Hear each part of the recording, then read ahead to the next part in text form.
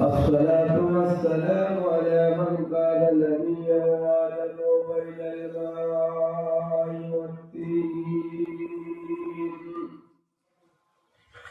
وعلى آله وصحبه وزوجه وذريته وأهل بيته ومرشده وعلماء أهل سنته أجمعين.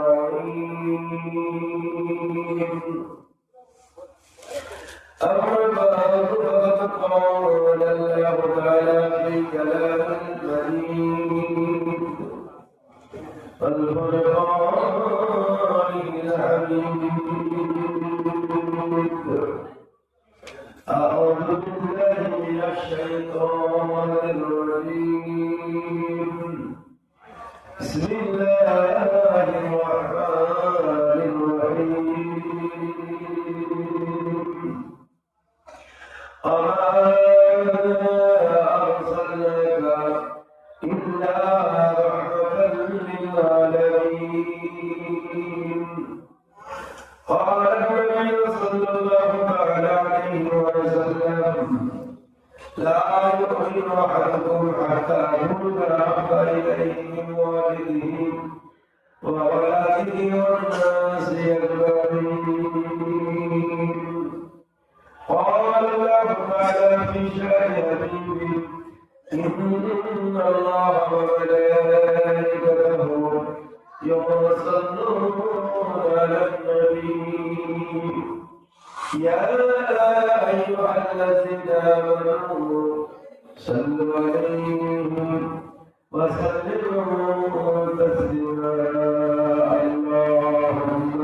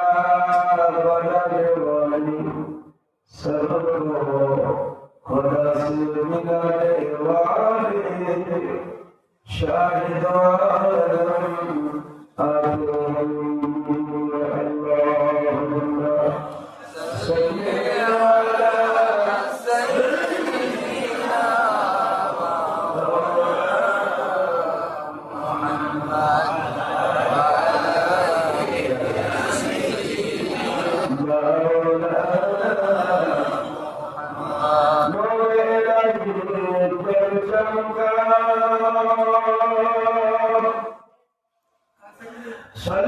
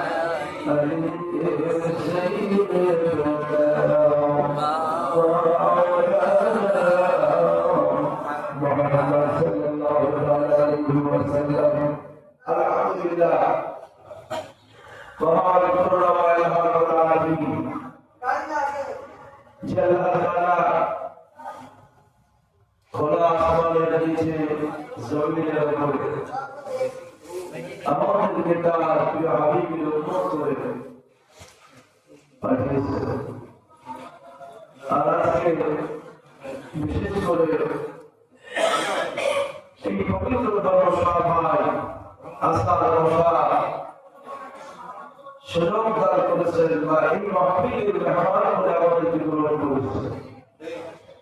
সকলে আমরা সেই মাহবুবের দরবারে শুকরিয়া আদায় করি, ভক্তি সহকারে প্রাণ করে মুহাম্মদের সাথে বলি আলহামদুলিল্লাহ। তারপরে খুশি হয়ে বলুন আলহামদুলিল্লাহ। তারপরে বলি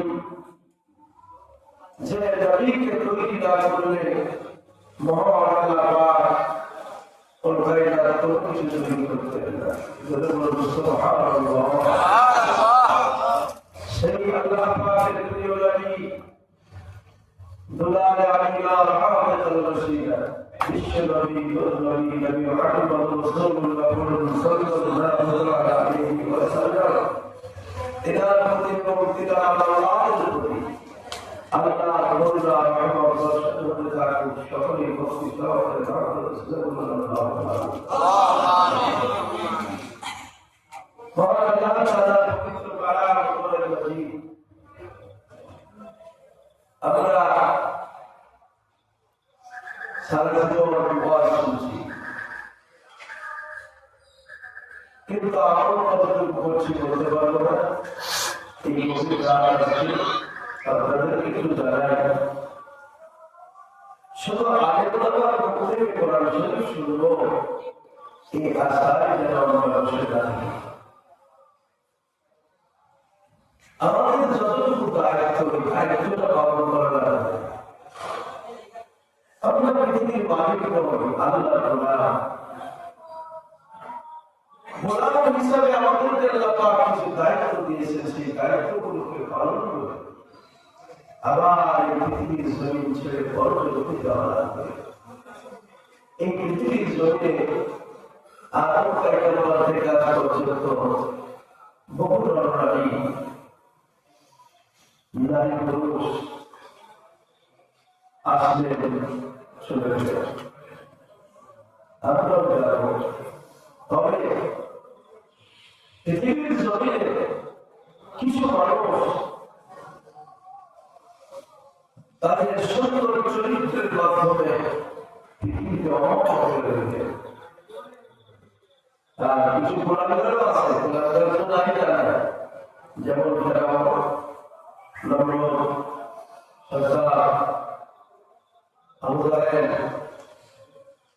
যতদিন পৃথিবী থাকবে আল্লাহর নাম থাকবে না, থাকবে না।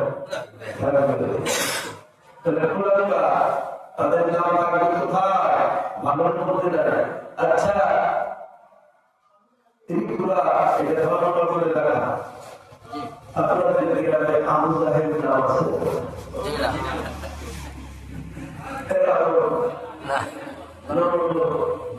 এই নামগুলো কি খারাপ? এগুলো রাখে না কেন? রাখে না এই কারণে এই নামগুলো আছে। এই নামগুলো বাদ দিয়ে যদি কেউ কোরআন পড়েছে নির্ভর করবে, কিন্তু এই নাম কোরআনের নাম হবে বান্দা রাখবে না। কেন? আল্লাহ বান্দাদের নাম নবী রাসূলদেরকে দুঃখ দেওয়া, কষ্ট দেওয়া লোকেদের না। পৃথিবীর মানুষের মধ্যে জালিম যত আছে, সেই জালিমদের মধ্যে বড় বড় তারা জালিম, আজাদিদের ভাই তাদের না। সেই কারণে আল্লাহ প্রেমিক বান্দারা এই নামগুলোকে পছন্দ করবে না। এখন ভুল পছন্দ যদি কারণ আমার মধ্যে দেখে দেয়, এটা আলাদা বছর ভুল পছন্দ জানে না। এখন কোরআনের নামের কারণে যদি কিনতে দেখে কোরআনে পেয়েছে, এখন জানেন না কিনতে মানে কি। ব্যাপারটা হচ্ছে অজান্তে অনেক কিছু হয়, এগুলো রাখবে কেন? তার কারণ এগুলো ভালো লক্ষণ নয়। আমার কথা বুঝতে অসুবিধা হচ্ছে না তো? এগুলো ভালো লক্ষণ নয়, ভালো মানুষের নাম নয়। যারা আপনার জীবন ধারণ করে বড় হচ্ছে, আল্লাহ বলেন তাদের উপরে গজব নাযিল করেছেন।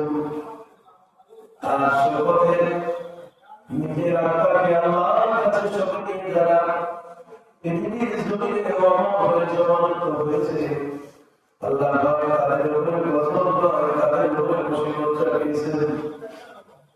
এখনো মুসিবত আর এখনো গজবের ধ্বংস হয়ে যায়, আর মুসিবতে আল্লাহ রহমত পাই। আল্লাহ পৃথিবীর জমিনে আল্লাহ রাসূলের গোলামি করবো, এই গোলামি করতে গিয়ে আমাদের ঘরে অনেক রকমের মুসিবত আসছে। এটা জেনে নিতে হবে যে আমরা ভালো হলেও আল্লাহ পরীক্ষা থেকে আমাকে বাদ যাবে না।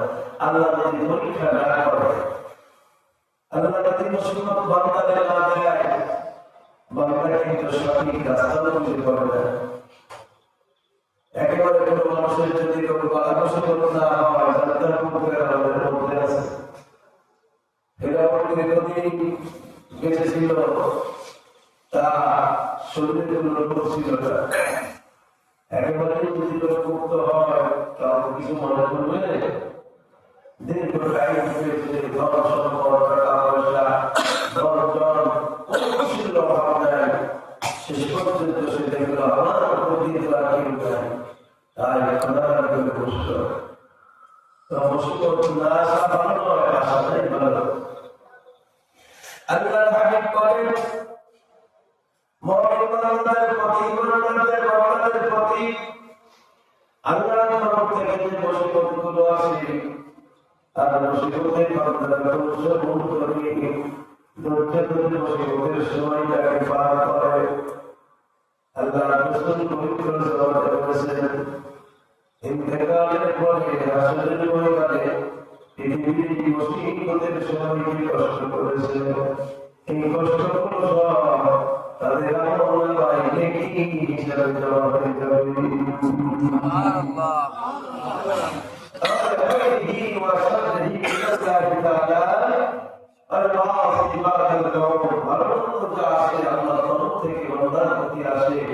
তাই মুসিবতের সময়, কষ্টের সময় আমাদের উচিত হবে আল্লাহ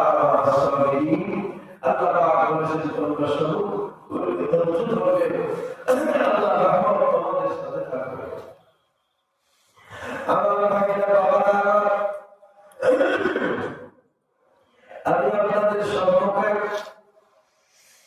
মহান আল্লাহর পবিত্র কালাম কোরআন মাজিদ থেকে যে আয়াতটি পড়েছি, আল্লাহ তাআলা প্রিয় হাবিব মুহাম্মদ রাসূলুল্লাহ সাল্লাল্লাহু আলাইহি ওয়াসাল্লামকে লক্ষ্য করে বলেছেন, আমার নবী সৃষ্টি জগতের মধ্যে এখন রহমতের প্রয়োজন, দয়ার প্রয়োজন, মায়ার প্রয়োজন। তোমার বন্ধু আরবের জমিনে মায়ার ঘাটতি হয়ে গিয়েছে, দয়ার ঘাটতি হয়ে গিয়েছে। কেউ মানুষের পার করে গরিব তাদের কোনো আপনার সাহায্য করে নাই। গরিবদের পাশে দাঁড়াবে, অসহায়দের পাশে দাঁড়াবে, এমন কোনো মানুষ মক্কার জন্য এখন দেখতে পাওয়া যায় না। ভাইরা, আমার বাবারা, স্লোগান ধর্মের স্লোগান হলো আলাদা, আর ধর্মের বিষয়গুলো হলো টোটাল আলাদা। আমাদের এই ভারতবর্ষ সুবিশাল একটি দেশ,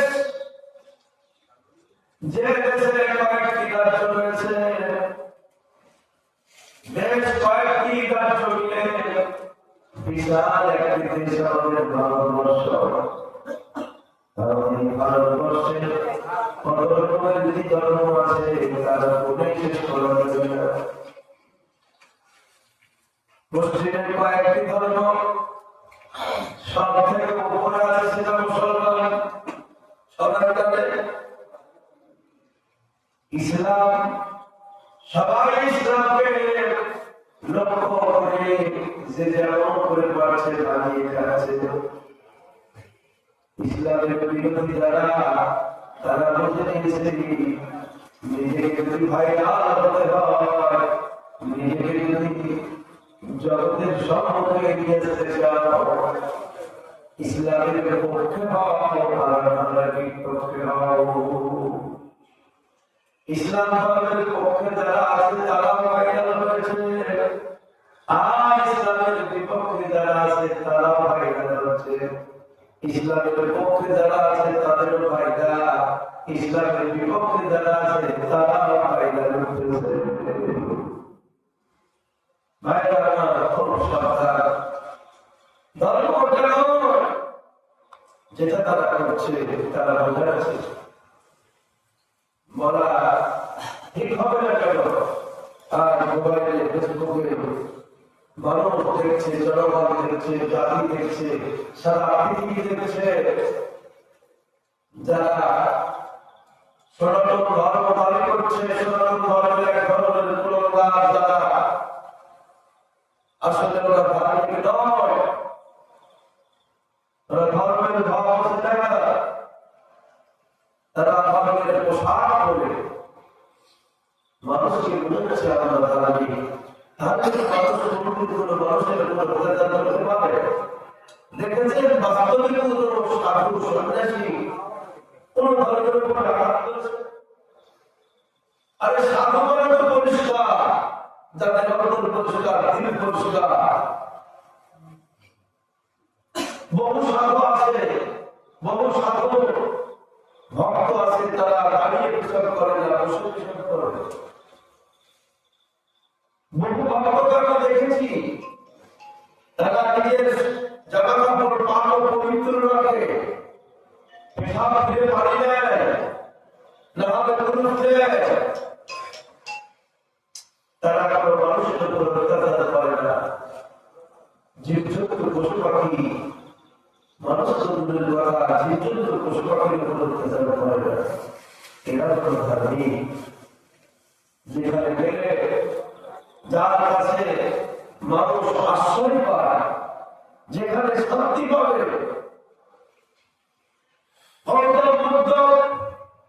তার জীবনগুলো দেখবেন।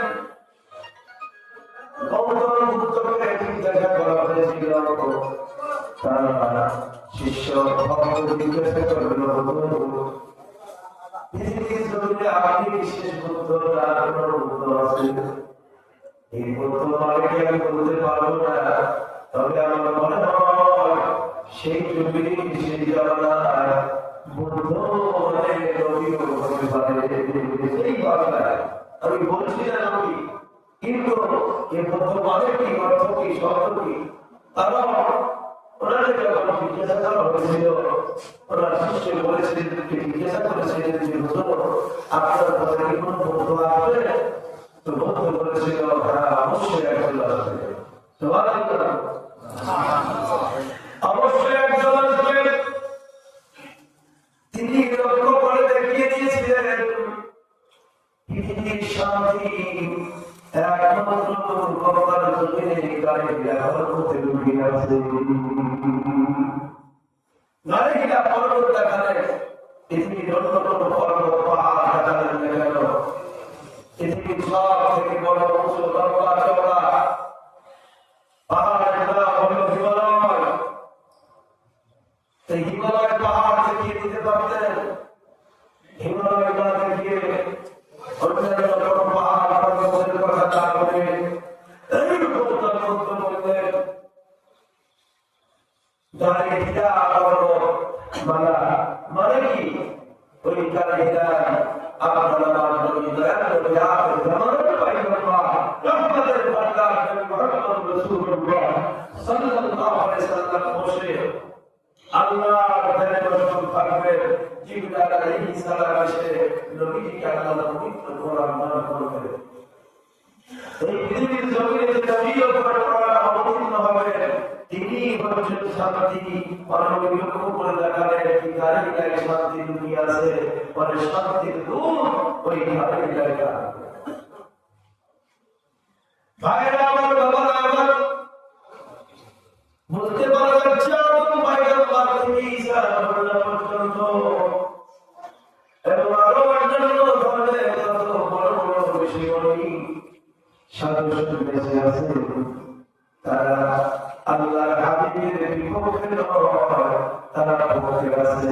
কিন্তু তারা প্রকাশ করেছে সেটা হলো আলাদা। কিন্তু আল্লাহর হাবিবকে সকল দেয়নি পৃথিবীর এমন কোনো সদস্য নাই। পশ্চিমবঙ্গের জমিনে যেটার জন্য সারা পৃথিবীতে থাকি বুদ্ধি জগতে বুদ্ধিমানদের জগতের মধ্যে আলো সৃষ্টিকারী পণ্ডিত ঠাকুর রবীন্দ্রনাথ ঠাকুর কেনা যাবে।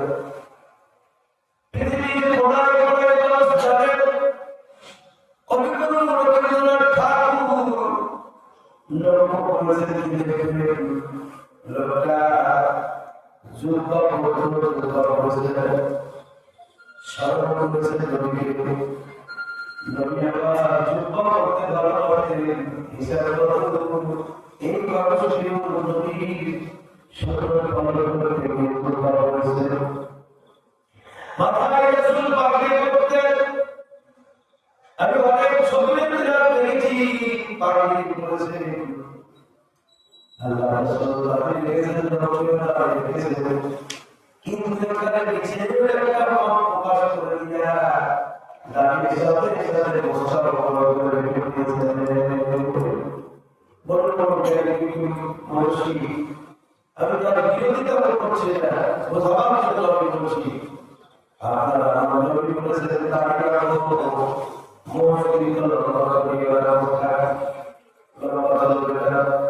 মোস্তাকে কাটো মোস্তাকে কাটা চিছে দাদা বাবা আল্লাহ রাসূল বলেছেন এই ছোট করার মধ্যে দিয়ে বিপরীতে গ্রেফতার হয়েছে দাঁড়িয়ে রাখার বিপরীতে গ্রেফতার হয়েছে কিন্তু মোস্তা বড় রাখার বিপরীতে গ্রেফতার করতে পারবে না। বড় উদ্দেশ্য হলো বোঝাটা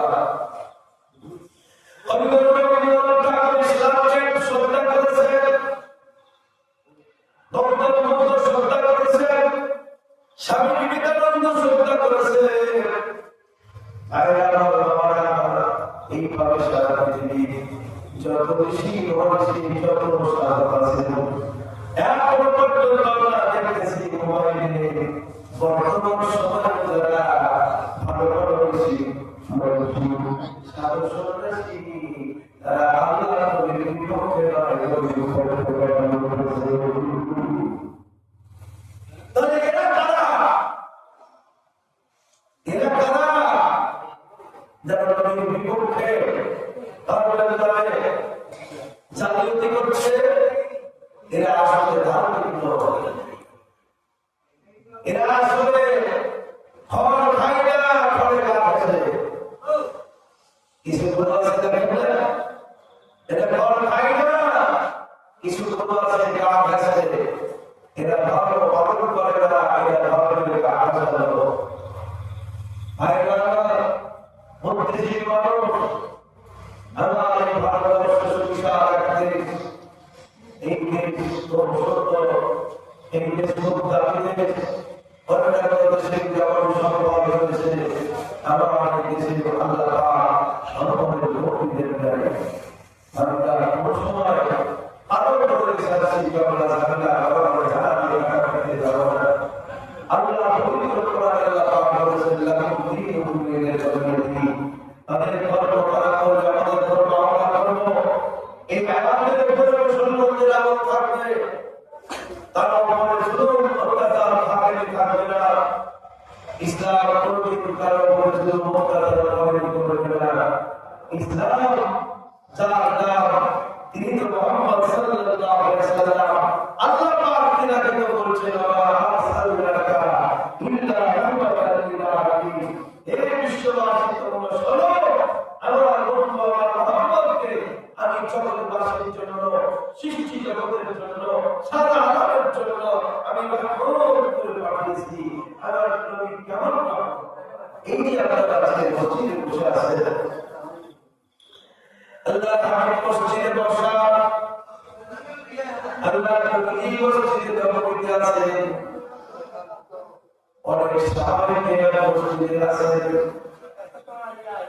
তার মধ্যে খুব নাকি সাহাবীরা হলো হযরত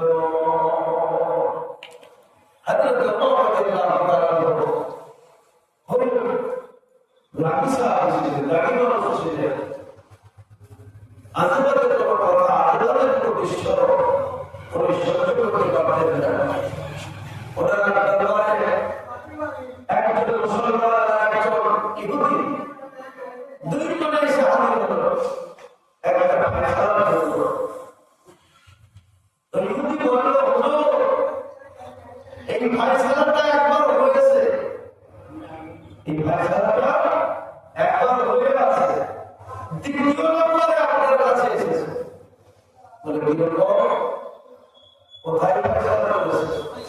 বলে এই ফায়সালাটা আপনাদেরকে নবী বা আপনার নবী মুহাম্মদ সাল্লাল্লাহু আলাইহি ওয়াসাল্লামের কাছে ফায়সালা হওয়া ফায়সালা আপনাদের ভাই মুসলমান একদিন তো বলেনি, আমি মেনে নিয়েছি, তাই না করার ক্ষেত্রে এখন কি করবো?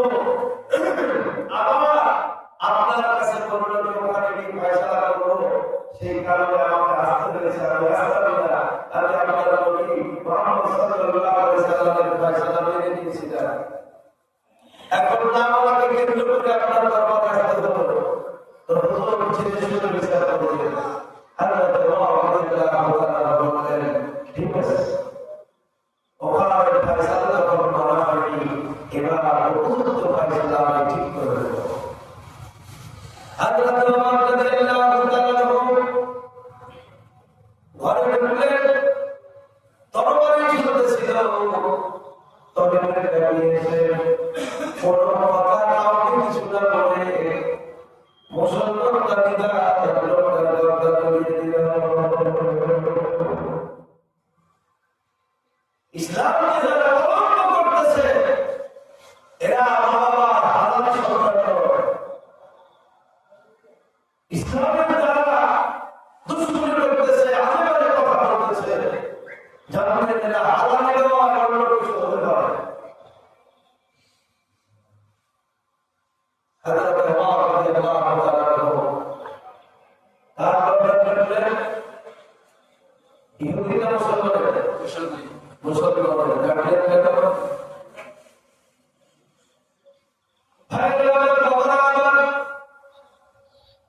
আল্লাহ নবীর আদর্শ যারা কন্ট্রোলের মধ্যে আছে, ইসলাম বাস্তবে যারা পালন করেছে, যারা অন্য কোনো আদর্শ প্রতিষ্ঠা তার উপরে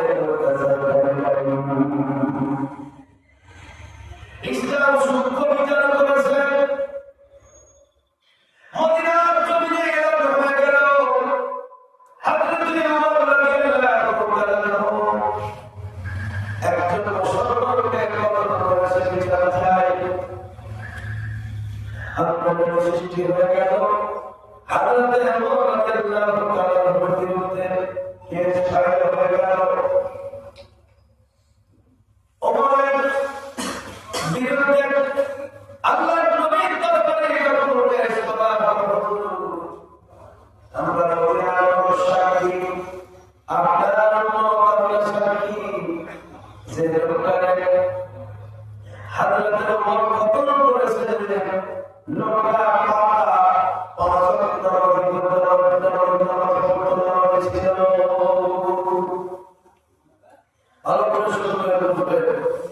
নামাজ পড়ো, আমি পড়তে নিষেধ করছি, আমি বলছি পড়ো, কিন্তু নামাজের মতো নামাজ হওয়া যায়, নামাজের মতো নামাজ হওয়া যায়। নামাজ সম্মুখে থাকবে আর পিছনে অন্য থাকবে, এই নামাজের দরকার না। সাহাবায়ে বললেন, ইয়া রাসূলুল্লাহ, ইয়া নবীল্লাহ, যে মানুষকে হযরত ওমর রাদিয়াল্লাহু তাআলা কতল করে দিয়েছেন, ওটা নামাজি ছিল, ওটা সাহাবী ছিল, কালেমা পড়া মুসলমান ছিল, ও আল্লাহর হাবিব ইসলামের বিধান মেনে চলত, ধার্মিক মানুষ ছিল। মদিনায় হাজার হাজার মানুষ মনের করুণা থেকে হযরত ওমর রাদিয়াল্লাহু তাআলার বিপক্ষে আল্লাহর নবীর দরবারে সাক্ষী দিলেন। হযরত ওমর রাদিয়াল্লাহু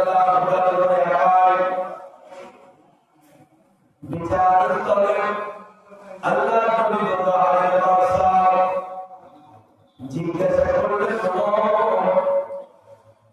তুমি কখন করেছো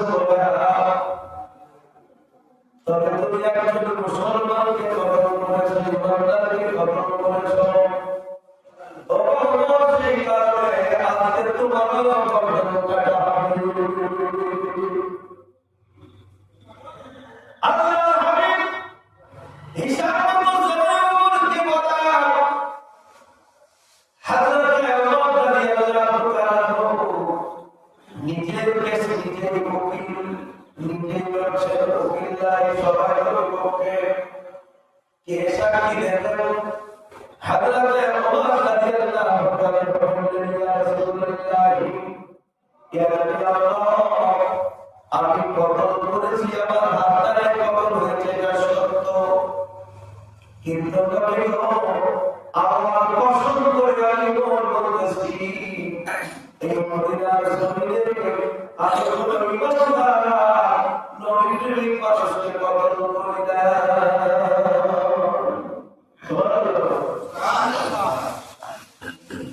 আমি একজন ইমানদার নবী প্রেমিক আল্লাহর প্রিয় মাহবুব আল্লাহ এমন লোককে কতল করি না, মুসলমানকে কতল করি।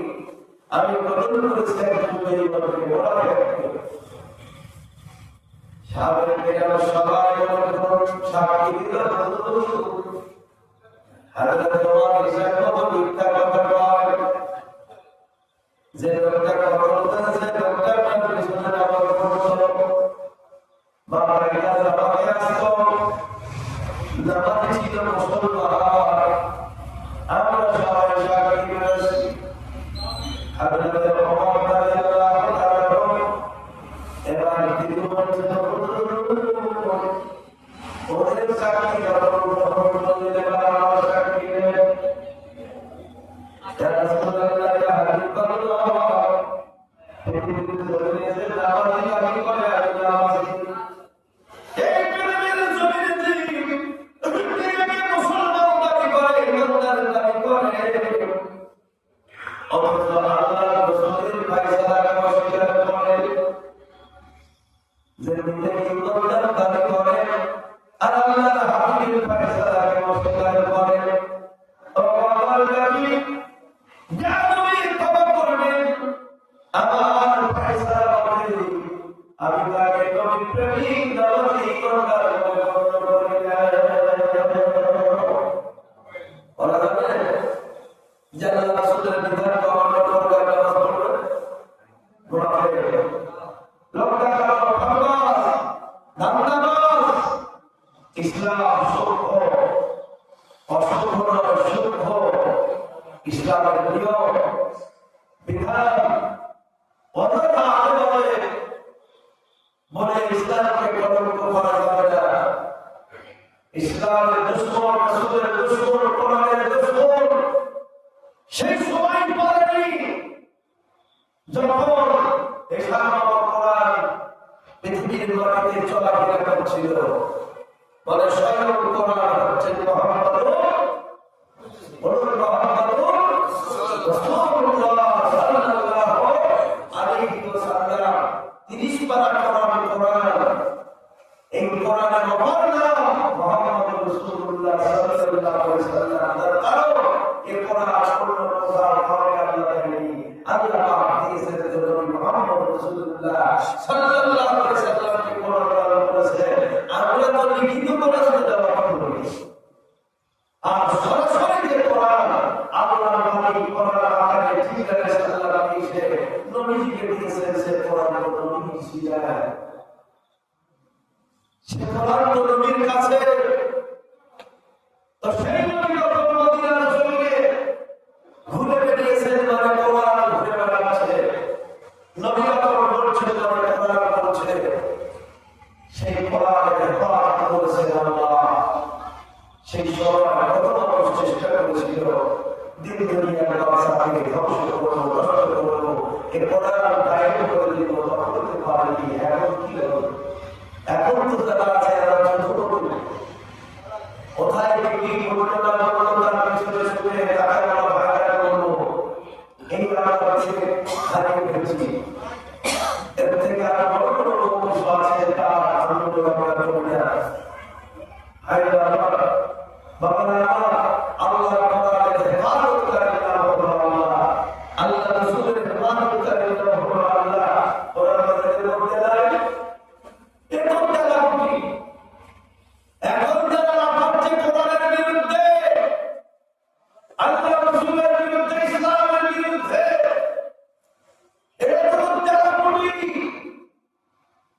এদের বাপ দাদারা ছিল জবরদস্ত।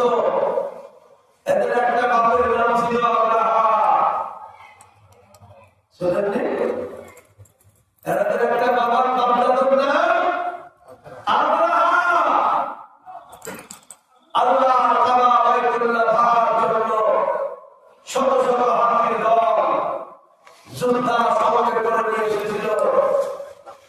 নবীজির দাদু আব্দুল মুতালিব সেই সময় ছিলেন খাদেম, আল্লাহর পবিত্র কাবা ঘর। তো খাদেম আব্দুল মুতালিব লক্ষ্য করে দেখলেন আব্রাহার সঙ্গে যুদ্ধ করার মতো আমার ক্ষমতা নেই, আমার তেমন বড় নাই, অস্ত্র নাই।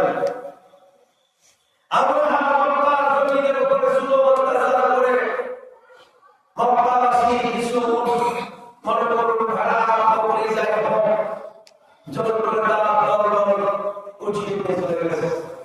তার মধ্যে নবীজির দাদা আব্দুল মুতালিবের কিছু উট বকরি টাকা বাগানে চলে গেছে। এখন বড় মক্কা মানুষ খবর করে কাটতেছে আব্রাহা আসলে দিকে তার কাছে সাথে মোকাবেলা করার ক্ষমতা তার রয়েছে। হযরত আব্দুল মুতালিব নবীজির দাদা বললেন মক্কাবাসীকে শোনো, এই আব্রাহার সঙ্গে যুদ্ধ করার মতো মোকাবেলা করার মতো ক্ষমতা নাই।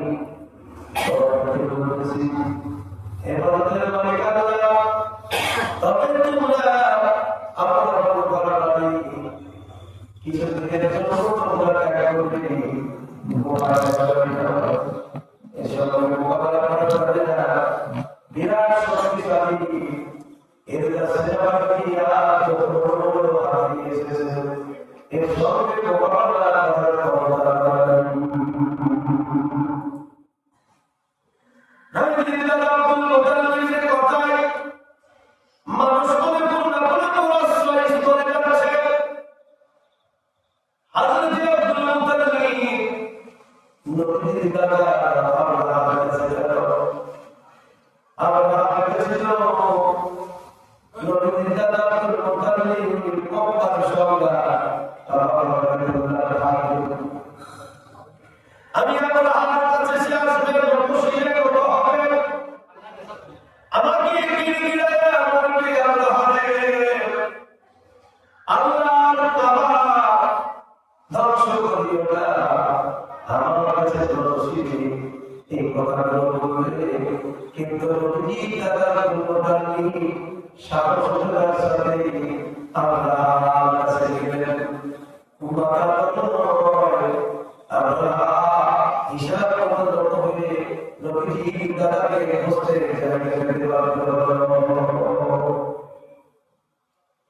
নবীজি দাদা আব্দুল মুতালিব বসলেন। আল্লাহ তার মনের যে আশা করছিল সব ভেঙে গেল। আল্লাহ আব্দুল মুতালিব নবীজির দাদাকে বলল, আপনার কি বলুন? নবীজির দাদা আব্দুল মুতালিব বললেন, ব্যাপার বলতে তোমার ঘরের মানুষ আমার কিছু উট বকরি নিয়ে এসেছে, সেই উট বকরি গুলোকে ছেড়ে দিতে বলা দিয়ে দাও। আল্লাহ বলছে, কেন আমি তো ভেবেছি তুমি বলবা এটা আমার জন্য ভাববে। আব্দুল মুতালিব নবীজির দাদা সবাইকে বলেছে জানেন, উনি বলেছিলেন ঘরের মালিক আমি ও ঘরের মালিক ও ঘরের মালিক অন্য কেউ আছে। আমি সেই মালিককে বলে এসেছি, মালিক আমি তো খাদের আমি গোলাম, ঘর তো তোমার, দিয়ে ঘর রক্ষা করার ক্ষমতা আমার চাই। ঘর যেহেতু তোমার, রক্ষা করবা তুমি। আমি মালিকের দাস, মালিকের গোলাম, আমি সেই গোলাম হিসাবে আমার দায়িত্ব আমি পালন করেছি। ওই ঘরের মালিক যিনি তাকে পাওয়ার সঙ্গে দিয়েছি। আমি গোলাম হিসেবে খাদ্য হিসেবে আমি হচ্ছে এই উটের নদী, এই গরু ছাগলের নদী।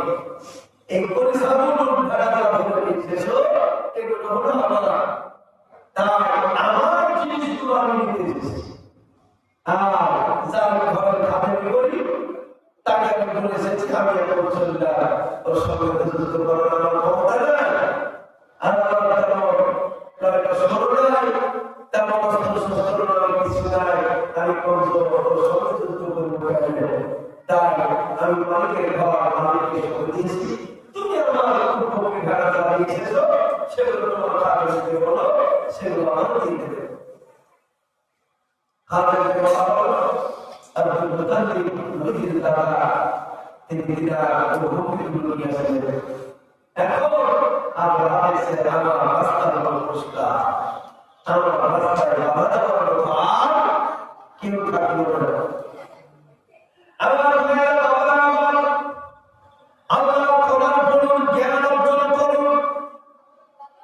আল্লাহ পাক কি বলতে চেয়েছে? সারা রাসূলুল্লাহ সাল্লাল্লাহু আলাইহি ওয়াসাল্লাম নিজেকে তৈরি করুন, নিজেকে পবিত্র করুন, পবিত্র হবে, কিন্তু ইসলামের হবে। আল্লাহ সঙ্গে আছেন। আল্লাহ কোরআন মধ্যে বলছেন, মধ্যে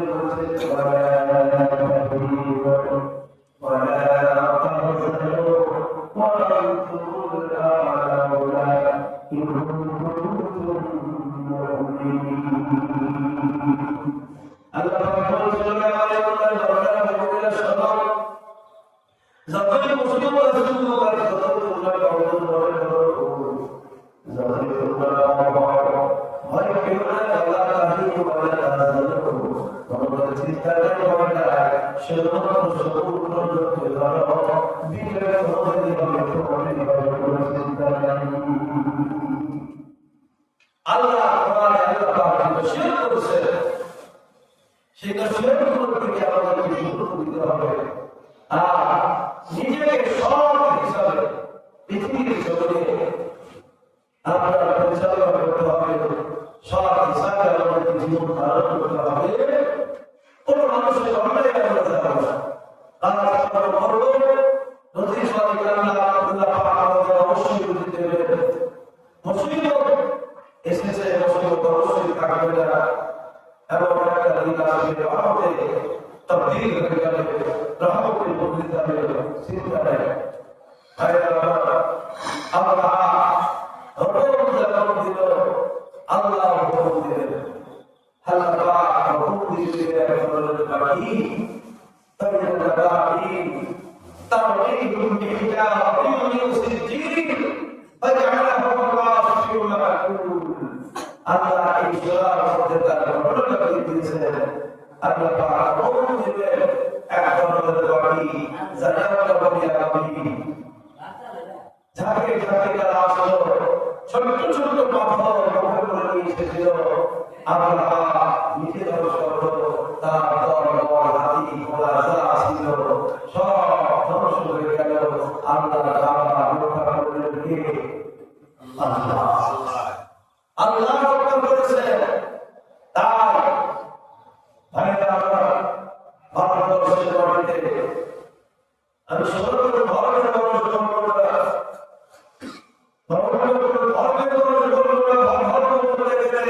সে ধর্মের নামে দাম দেওয়া হবে। সনাতন ধর্ম অনুযায়ী ভালো, খ্রিস্টান ধর্ম অনুযায়ী ভালো, বৌদ্ধ ধর্ম অনুযায়ী তারা ভালো, ইসলাম ধর্ম আমি পালন করি, তাই আমার কাছে সবচেয়ে ভালো। বুঝতে পারবেন? আমার লোকটা ভালো, আপনার লোকটা মন্দ, আপনার লোকটা খারাপ, অন্ধ হোক, ল্যাংড়া হোক, কানা হোক, মূর্খ হোক, বাপ আপনার বাপ আপনার কাছে সর্বপ্রিয়। তাই আমি বললাম ইসলাম আমি পালন করি, আমার কাছে আমার সর্ব ইসলাম। তাদের কাছে ভালো কোন ধর্ম কোন ধর্মের উপরে ভাব করবে না। কোন ধর্ম শিক্ষা দেয়নি যে কোন অসহায়ের উপরে অত্যাচার করো। আর ভারতবর্ষের মাটিতে ধর্মের নামে অবস্থান করা হচ্ছে। পশ্চিমবঙ্গের জমিনে উড়িষ্যার মাটিতে পশ্চিমবঙ্গের পাশে উড়িষ্যার এক ছেলেকে মুসলমান হিসাবে গণ্য করে তাকে মেরে ফেলে দেওয়া হলো। আপনার এই আসাম শিলচরের জেলাকে একটি মুর্শিদাবাদের মানুষ মুসলমান তাকে বলা হলো। বিভিন্ন জায়গায় এইরকম ভাবে মুসলমানকে লক্ষ্য করে টার্গেট করে সহায় এক দেশ থেকে আর এক দেশে রুজির তালাশ মানুষ এসেছে। আমি তো মনে করি আমি যাব, আমার পশ্চিমবঙ্গ কলকাতা মুর্শিদাবাদ থেকে এসেছি, আমি তো যাব না। শুধু মুসলমানের নয়, এই দেশের লোকেরা, এই দেশবাসীর আহ্বান দেশে ভাবতে হবে যে আমার দেশে বিদেশ থেকে একজন মানুষ এসেছে, সে হলো আমার দেশের লোকেরা। আমার নবীকে আমাদের সম্মান দিয়েছে, আমার রসুলকে আমাদের কবর করেছে, আমার দরবারে তাদের গানা বানানো করে কিছু মানুষ আছে। রসুল বলেছেন তোমরা একাকি করে দায়িত্ব করো, একাকি করে দায়িত্ব নিয়ে ঘটনা হয়ে গেল। তারপর একটি লোক ছিল মুসলমান, ইমানদার লোক ছিল অমুসলিম।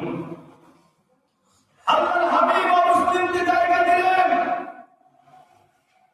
তবে মুহাম্মদ রাসূলুল্লাহকে বোঝানো, ইসলাম বোঝানো, কোরআন বোঝানো না বুঝে কোরআনের বিরুদ্ধে, ইসলামের বিরুদ্ধে আরেকজন মানুষকে মন্তব্য করা ছিল।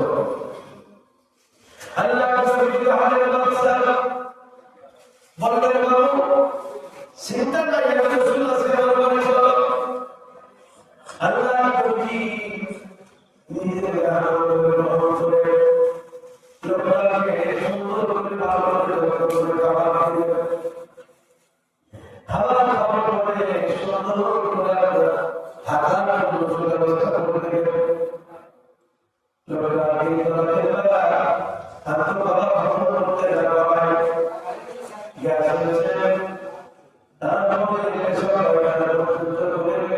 ভালো দামি উমদা কাপড়গুলোকে উমদা দিয়ে সকাল হতে না হতে সে কিন্তু ঘর থেকে বানিয়ে গেছে।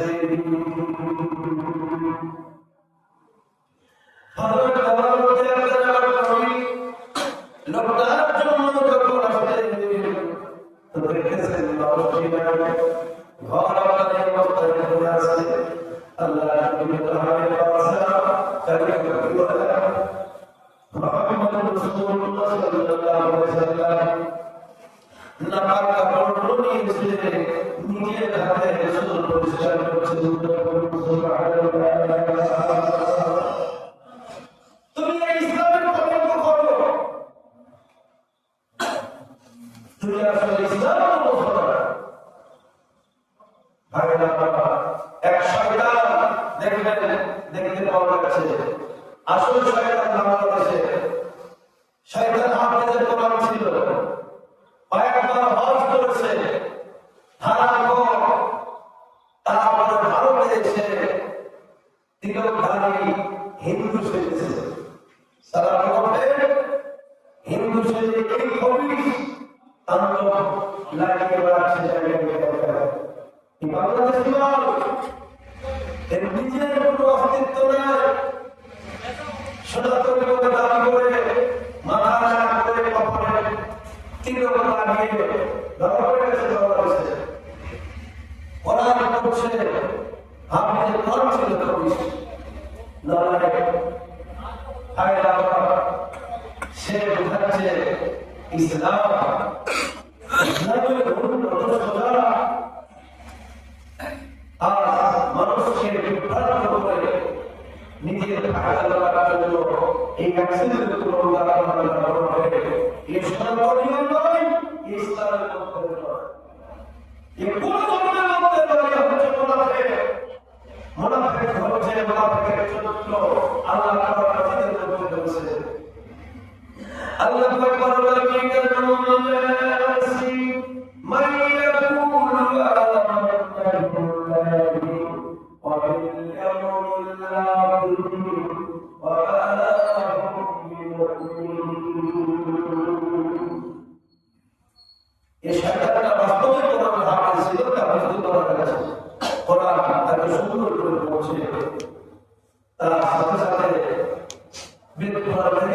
লক্ষ্য করে সেগুলো করেছে। আল্লাহ বলেছেন কিছু মানুষের চরিত্র হলো যখন তারা নিজের দলের মধ্যে থাকবে তাদের মতো তারা বক্তব্য দেবে, আর যখন তারা তাদের দল থেকে তোমার কাছে আসবে তখন তারা তোমার দলের বক্তব্য দেবে।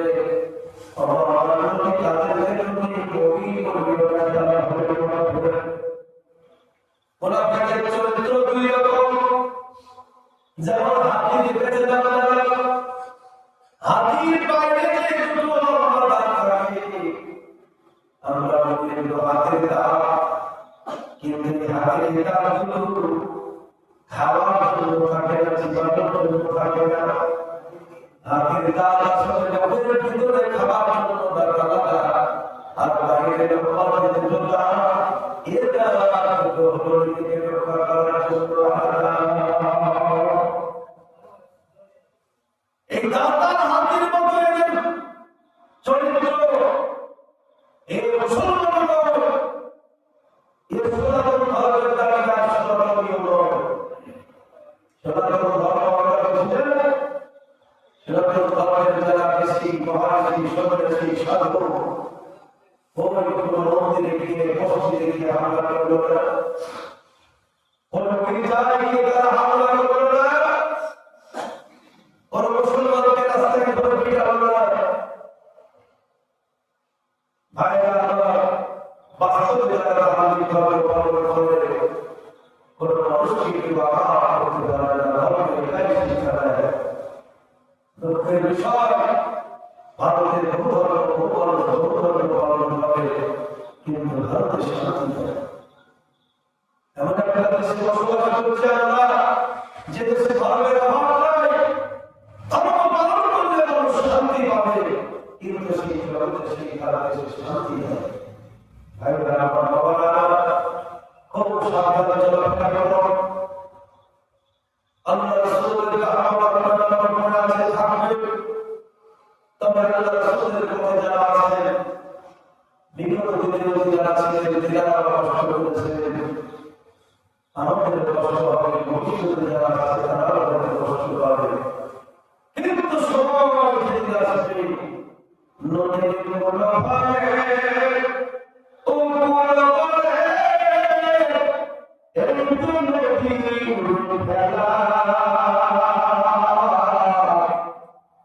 সকাল বেলা ধরিয়ে ফকির সন্ধ্যাবেলা সময় অপেক্ষা করো, ঠিক যখন হবে যে ইতিহাস তৈরি করছো সেই ইতিহাস রেকর্ড হয়ে যাচ্ছে। আজকের ইতিহাস ভোলার ইতিহাস নয়, জীবনের ইতিহাস, হুমায়ুনের ইতিহাস, শাহজাহানের ইতিহাস, আকবরের ইতিহাস। তখন এত মিডিয়া ছিল না, এত কেউ জানত না, তাই বিকৃতি করে বলছ, কিন্তু এমন ইতিহাস হয়ে যাচ্ছে। আর 4 বছর আগে আমার আপনাদের ধর্ম নগরের মসজিদের ব্যবসায়ের সঙ্গে 3-4 বছর হলো ফোন হয়েছিল, তো দেখতেছি ওনার নাম পাচ্ছিল মোবাইলে, কিন্তু 3-4 বছর আগে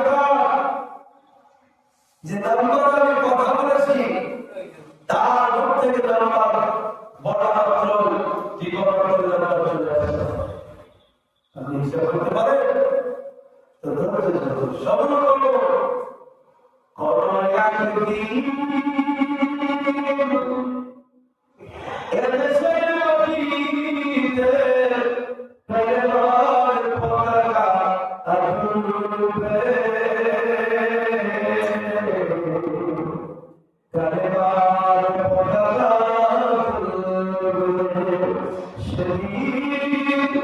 সবাই এই ছায়া শান্তিতে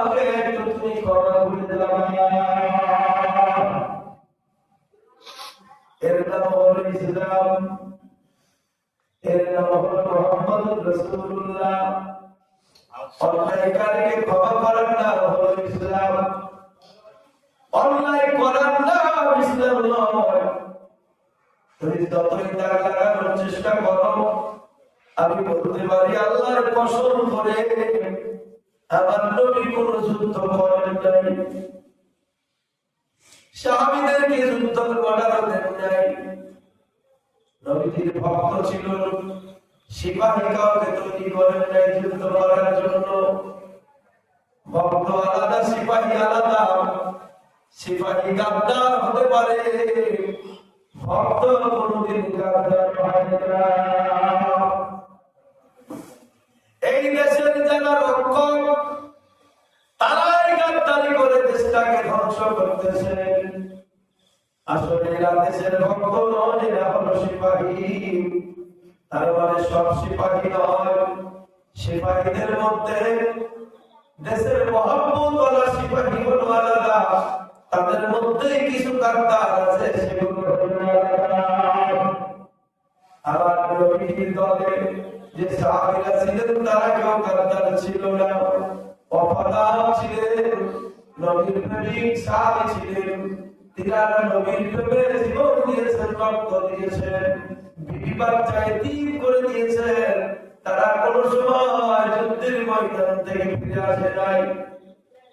একবার দরুদ পড়ুন, আল্লাহুম্মা সাল্লি আলা সাইয়্যিদিনা মাওলানা। নবীর প্রেমিক সাহাবী কেমন ছিলেন লক্ষ্য করে দেখুন। নবীজির প্রিয় সাহাবী নিজের বিছানা থেকে উঠে গিয়েছেন, গোসল করার প্রয়োজন ছিল ফরজ। এমন সময় রাসূলের ডাক এসেছে, ওদের জমিনে যাওয়া লাগবে। সাহাবী গোসল না করে বিবির মহব্বত ত্যাগ করে দিয়ে ছুটে চললেন ওদের জমিনে। ওদের জমিনে যাওয়ার পরে কাফির মুশরিকেরা চারিদিক থেকে ঘিরে নিয়ে যাই হোক, ওদের জমিনে মুসলমানদের প্রচুর ক্ষতি হয়ে গিয়েছিল। এই ক্ষতিটা হওয়ার কারণ ছিল নবীর কথা অমান্য করার জন্য। ওদের পাহাড়ে একটি জায়গা আছে, যে জায়গাটা সাহাবীদেরকে যাদেরকে দায়িত্ব দেওয়া হয়েছিল, তারা কিন্তু দায়িত্ব পালন করেও পালন করতে পারেন নাই। আল্লাহ নবী বলেছিলেন, যতই মুসিবত যাই হোক না কেন, তোমরা কিন্তু এই জায়গা থেকে কোথাও যাবে না। এই জায়গাটা তোমরা ঘিরে রাখবা। এই জায়গাটা হচ্ছে প্লাস পয়েন্ট। এই জায়গাটা যদি ছেড়ে দাও, বিরোধীদের আক্রমণ করার সুযোগ হয়ে যাবে। কোন প্রকারে কোন মতে এই জায়গাটা তোমরা ছাড়বা না। যে সাহাবীদের দায়িত্ব দিয়েছিলেন, তেনারা মন প্রাণে সে দায়িত্ব পালন করতেছিলেন। কিন্তু বিষয়টা এমন হয়ে গেল, যুদ্ধ চলতে চলতে এক সময় মক্কার কুরাইশরা যারা যুদ্ধে এসেছিল, তারা পরাজয় হয়ে তারা ঢাল ছেড়ে দিয়ে নিজের জীবন বাঁচানোর উদ্দেশ্যে পালাতে আরম্ভ করল। তারা সব আসবাবপত্র ফেলে দিয়ে যার বাঁচানোর ভয়ে পালাতে আরম্ভ করলো। যখনই পালাতে আরম্ভ করেছে, এই দায়িত্বে যেনারা ছিলেন এই জায়গায়, ইনারা দেখলেন আমাদের তো জয় হয়ে গেল, ওরা পালিয়ে যখন যাচ্ছে, তখন তারা ওই জায়গা ছেড়ে দিয়ে এই ফেলে দেওয়া মাল মাত্র এরা কুড়াতে লেগেছিল। এটাই সুযোগ পেয়ে গেল কাফেরেরা, যে মুসলমানরা এখন আমাদের ফেলে দেওয়া মাল পোড়াতে ব্যস্ত। এই সুযোগে ঘুরে যা হামলা করেছে। এই সুযোগে ওই রাস্তা পেয়ে গিয়েছিল, ওদের জমিনে হামলা করে দিয়েছিল। বাবারা ভাইরা, আপনার আমার নবীজি তত শহীদ করে এই ধর্মকে বাঁচিয়েছেন। রক্তে মাখা ইসলাম, একে কলঙ্কের দাগ দিও না। আমার নবীর প্রিয় সাহাবীগণ অনেকেই শহীদ হয়ে গিয়েছে। আল্লাহর রাসূল বলতেছেন, ও সাহাবীরা, বিশাল ময়দানে দেখো কে কোথায় শহীদ হয়ে গিয়েছে, লাশ কোথায় পড়ে আছে। লাশগুলোকে এক জায়গায় করো, বিনা গোসলে কবর দেওয়াদের গোসল লাগবে না। সুবহানাল্লাহ। পৃথিবীর সবাই হাজির হোক, কাজের হোক, হাফেজ হোক, মারা গেলে গোসল দেওয়া লাগবে, কিন্তু শহীদ জিরারা তিনাদের গোসল দেওয়া লাগবে না। এমন সময় দেখা যায় মদিনার জমিন থেকে, মদিনা শহর থেকে একজন ভদ্র মহিলা শুনে যায় আল্লাহর হাবিবের দরবারে গিয়ে আল্লাহর নবীকে বলছেন, ও আল্লাহর হাবিব আপনি কবর করবেন, বিনা গোসলে কবর দিয়েছেন। সাহাবীদের ঠিক আছে শহীদ, তবে আমার স্বামীর আমার বিছানা থেকে উঠে গিয়ে ফরজ গোসলের প্রয়োজন ছিল। ফরজ গোসল বাদ দিয়ে আপনার ডাকে সাড়া দিয়ে এই কবরের জমিনে হাজির দিয়েছে। ভাইরা আমার, আবার বিবির মহব্বত যে সাহাবী ত্যাগ করতে পারে, গোসল যে ত্যাগ করতে পারে, তিনাদেরকে ভক্ত ছাড়া সিপাহী বলা যায় না। ভাইরা আমার, বাবারা আমার, আমার নবী আপনার নবী বলেন, ও সাহাবীরা, হানজালা রাদিয়াল্লাহু তাআলার লাশ দেখো। আমাদের জমিন তন্ন করে দেখা গেল হানজালার লাশ নাই। আমার আল্লাহ পাক যেন ডাক দিয়ে বলে, জিবরাইল রে, আমার বন্ধুকে গিয়ে বল যে হানজালা আমার নবীর প্রেম বুকে ধারণ করে আমাকে রাজি খুশি করার উদ্দেশ্যে গোসলের কথা ভুলে যায়, জীবন দেওয়ার জন্য ওদের ঝাঁপ দেয়, সেই হানজালা শহীদ হওয়ার পরে তার দেহের গোসল দুনিয়ার পানি দিয়ে দেব না। আমি আল্লাহ পাক আমার রহমতের পানি ফেরেশতাদেরকে দিয়ে গোসল দেওয়াবো। হানজালার লাশ উপরে নিয়ে আয়, আমার বন্ধুকে জ্বালিয়ে দে। ফেরেশতারা গোসল দিতেছে। কিছুক্ষণ পরে হানজালা রাদিয়াল্লাহু তাআলার লাশ আমাদের জমিনে দেখা গেল। আল্লাহ রাসূল বলেন, সাহাবীরা গো, হানজালার লাশ নিয়ে গোসল হয়ে গিয়েছে, গোসল দেওয়া লাগবে না। সাহাবীরা নিকটে গিয়ে দেখে দাড়ি লাগা চুলে লাগা বেয়ে বেয়ে পানির ফোঁটা জমিনে পড়তেছে। সুবহানাল্লাহ। বাবা জীবন ভাইরা, ধর্মটাকে বোঝেন, ইসলামটাকে বোঝেন। আমার নবীজির বলার উদ্দেশ্য হলো, আমার নবীজি কোনো যুদ্ধ করেননি। কেউ যুদ্ধ করতে এসেছে, ভক্তদেরকে দিয়ে রুখে দাঁড়িয়েছে। এখন আগুন লেগে গিয়েছে, আপনি দাঁড়িয়ে দাঁড়িয়ে দেখবেন কিভাবে পানি ঢুকতেছে, পানি বন্ধ করবেন না হতে দেবেন? মাত্র 313 জন বদরের যুদ্ধ আপনি দেখেন, 313 জন কোথায় 1000 জন। রাসূল কি তাদের সঙ্গে যুদ্ধ করার জন্য গিয়েছিলেন? তারপর জানি রমজান মাসে তো যুদ্ধ বন্ধ, অথচ রমজান মাসে যুদ্ধ হচ্ছে। কাদাদোষী মুসলমান, শয়তান ইসলাম বোঝা, তারা তো যুদ্ধ করলো, হজ করতে দিব না, অযথা তোমরা তোমাদের করো, আমরা আমাদের করবো, এই নিয়ে বিবাদ করতে হবে। বদরের প্রান্তরে যখন তারা ক্ষয়ক্ষতি হলো, তাদের আপনার অনেক বড় বড় নেতা সব মারা পড়লো। এই রাগ সামলাতে না পেরে রাসূল তো তোমাদেরকে ছেড়ে মক্কা ছেড়ে মদিনায় চলে গিয়েছেন, আবার তোমরা মদিনার উপরে হামলা করে দেখালো। তোমরা তো রাসূল যুদ্ধ করেননি, তোমাদের হামলা তোমরা করেছো, তাই রুখে দাঁড়িয়েছে সাহাবীদের। আমাদেরকে যুদ্ধ করা রাসূল শিখায়নি, হত্যা করা শিখিয়েছে, অত্যাচার করা শিখায়নি। রাসূল মুসলমানদেরকে, সারা বিশ্ববাসীকে প্রেম, ভালোবাসা, মহব্বত শিখিয়েছে, প্রেম বিলি করেছে। আমার নবী যখন মক্কায় বললেন, বাবা অন্যায় হলে ক্ষমা করে যাবা। লোকটা নবীর কদম ধরে পড়ে গিয়ে বলতে, হুজুর আপনি কেন অন্যায় করবেন? অন্যায় তো করেছি আমি, অন্যায় তো করেছি আমি। আপনি তো আমাকে জায়গা দিলেন, খেতে দিলেন, শুতে দিলেন, ভালো বস্ত্র দিলেন, মেহমানদারি করলেন, আর আমি তো গাদ্দারি করলাম আপনার সাথে, বেয়াদবি করলাম আপনার সাথে। আমি দোষী, আপনি দোষী নন।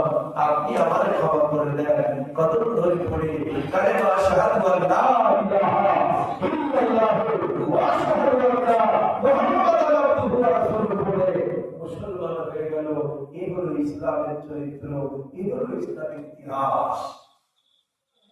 কোরআন মাজিদে একটা আয়াত পেয়েছো, কাফেরদেরকে মুশরিকদেরকে যেখানে পাও ধরে মারো।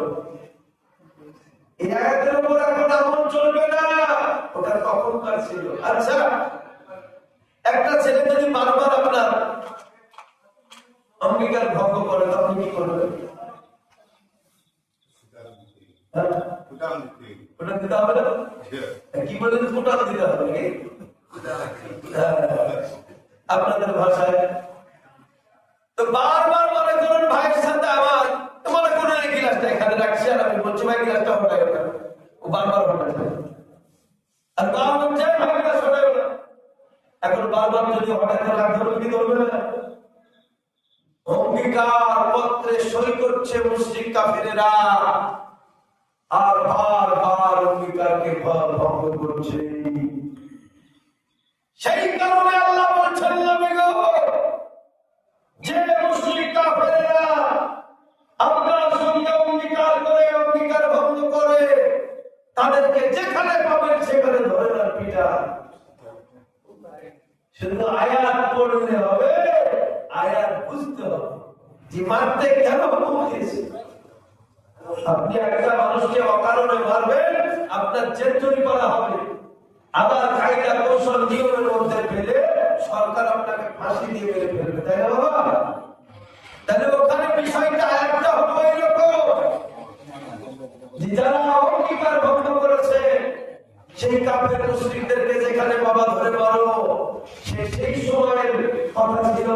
তারপর বলা হয়েছে যদি তারা ফিরে আসে, স্বীকারোক্তি দেয়, কিন্তু তাদেরকে কিছু বলিও না। আর আমাদের পশ্চিমবঙ্গের বিজেপি আপনার একেবারে এই আয়াতকে সম্মুখে রেখে মানুষকে ভড়কিয়ে দিয়ে বিরাট এক তাণ্ডব শুরু করে দিয়েছে। এই মুসলমানদের ধর্মগ্রন্থে কোরআনে লেখা আছে, কাফের মুশরিককে যেখানে বাবা ধরে মারো। বোকা, কোরআন বোঝা ভালো সোজা। 14 বছর কোরআন পড়ে বুঝতে পারি না, 3 দিনে বাংলা একাডেমি তার কোরআন কিনে নিয়ে বুঝে নিলেন। কোরআনের আয়াত কেন, কি কারণে, সালে নজরুল কি, তার ব্যাখ্যা কি, তার আগে পিছের কথা কি, বহু কিছু বিষয়বস্তু তারপরে কোরআন বুঝতে পারা যায়। কোরআন বোঝা অত সোজা নয়। যাই হোক, রাত্রি হয়ে আসছে, আর লম্বা চলা করবো না। শীতের রাত, ঠান্ডার সময়, আপনারা অনেকেই ছিলেন, অনেকেই চলে গেছেন। একটু দোয়া দিকে এখন এগিয়ে যাবো। অনেকগুলো কথা আমি আপনাদের সম্মুখে রাখলাম। মায়ার নবী, রহমতের ভান্ডার, আল্লাহ রহমতের মুখে পাঠিয়েছেন, প্রেমের নবী, প্রেম বিক্রি করে দিয়েছেন। আসিল সোনার মদিনা, একজন রাসূল আসিল সোনার মদিনা। ও জান পেলে মজনু রূপে, জান পেলে মজনু রূপে, খোদা কবলা হায় হায়, জান পেলে মজনু রূপে, খোদা কবলা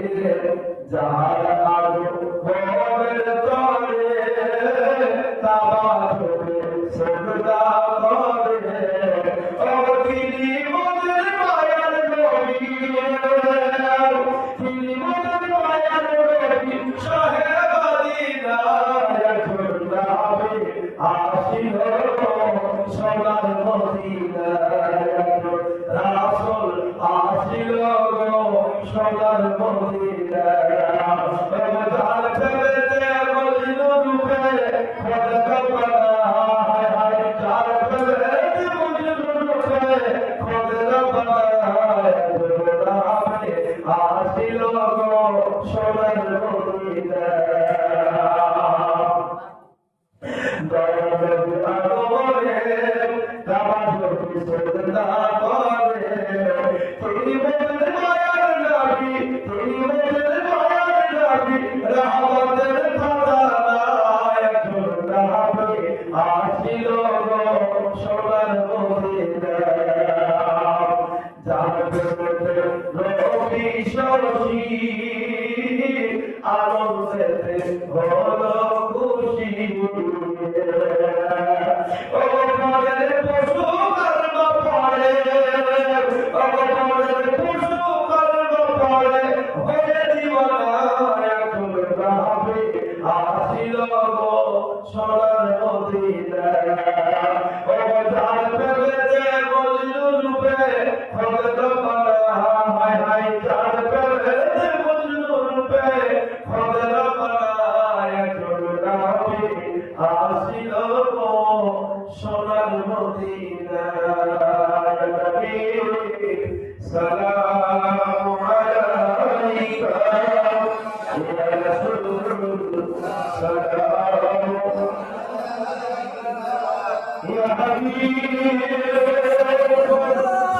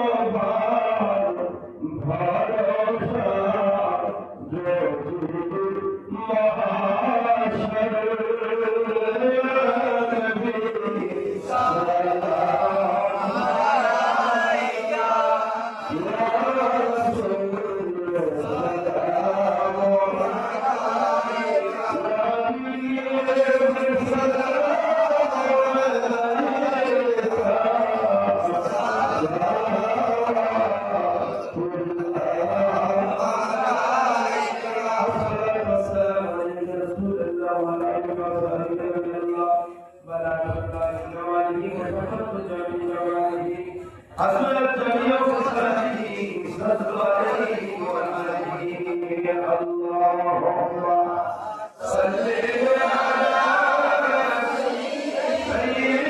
سيدنا مولانا محمد وعلى آل سيدنا مولانا. أعوذ بالله من الشيطان الرجيم. بسم الله الرحمن الرحيم. قل يا أيها الكافرون لا أعبد ما تعبدون ولا أنتم عابدون ما أعبد ولا أعبد ما عبدتم ولا أنتم عابدون ما أعبد لكم دينكم ولي دين. بسم الله الرحمن الرحيم. قل هو الله أحد الله الصمد لم يلد ولم يولد ولم يكن له كفوا أحد. بسم الله الرحمن الرحيم. قل هو الله أحد الله الصمد لم يلد ولم يولد ولم يكن له كفوا أحد. بسم الله الرحمن الرحيم. قل هو الله أحد الله الصمد لم يلد ولم يولد ولم يكن له كفوا أحد. بسم الله الرحمن الرحيم. قل أعوذ برب الفلق من شر ما خلق ومن شر غاسق إذا وقب ومن شر النفاثات في العقد ومن شر حاسد إذا حسد. بسم الله الرحمن الرحيم. قل أعوذ برب الناس ملك الناس إله الناس من شر الوسواس الخناس الذي يوسوس في صدور الناس من الجنة والناس. بسم الله الرحمن الرحيم. الحمد لله رب العالمين الرحمن الرحيم مالك يوم الدين إياك نعبد وإياك نستعين اهدنا الصراط المستقيم صراط الذين أنعمت عليهم غير المغضوب عليهم ولا الضالين آمين. بسم الله الرحمن الرحيم. إن الله وملائكته يصلون على النبي يا أيها الذين آمنوا صلوا عليه وسلموا تسليما. اللهم صل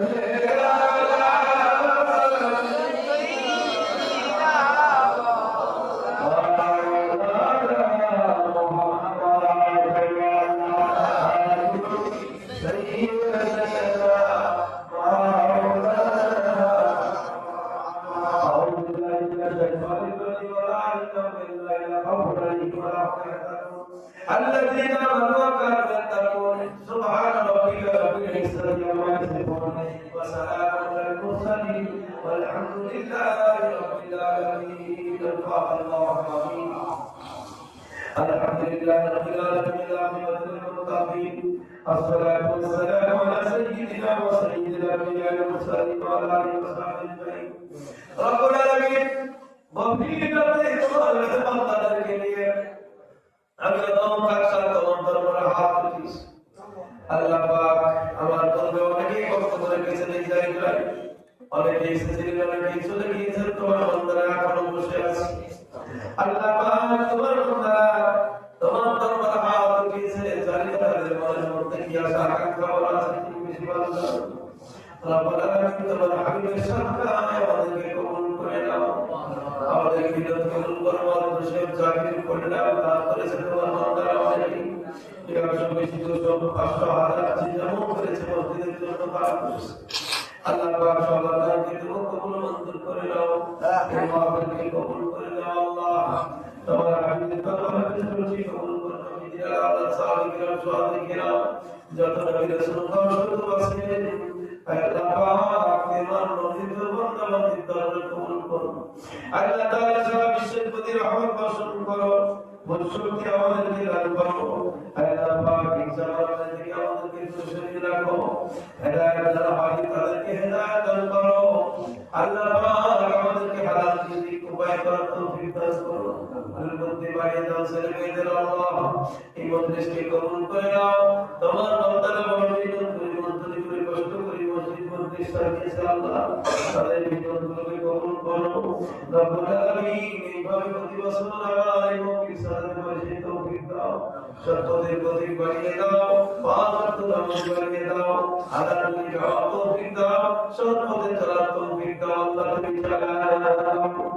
মা বাপ আত্মীয় স্বজন প্রতিবেশী বন্ধু বান্ধব যারা জীবিত অজীবিত সবার প্রতি তুমি রহমত বর্ষণ করো আল্লাহুম্মা কারিয়া বা'দ সালাত ওয়াসে ইয়া হাবিবাল্লাহ বারাক ফিহি ওয়া आपने रहमत शुमाले हाशिया करो कोई भी आपने कार्य करने वाले मुस्तफा को से इज्जत दायित्व मुल्क का माफ करता दर्ज में अपने के वास्ते सुभान रब्बिका रब्बिल इज्जति अम्मा यसिफून व सलामुन अलल मुरसलीन अल्हम्दुलिल्लाहि रब्बिल आलमीन ला इलाहा इल्लल्लाहु मुहम्मदुर रसूलुल्लाह सल्लल्लाहु